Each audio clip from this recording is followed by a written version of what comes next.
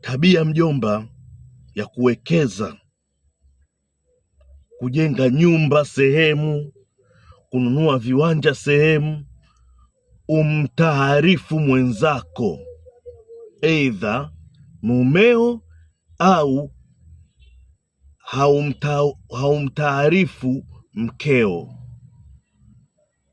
Mjomba, haya maisha ni mafupi sana sana. Nyumba nyingi, viwanja vingi, mapagare mengi watu wameyauza kutokana yamekaa, hayajulikani mwenyewe yuko wapi. Watu wanatengenezea dokumenti wanayauza. Unafikiri wenyewe hawapo? Wenyewe ndio hao wanaoficha siri kwa wenza wao, kwa watoto wao. Hatima yake anapata ajali ghafla, anakufa na mali inabaki imepotea, wanaenda kufaidika watu wengine kabisa.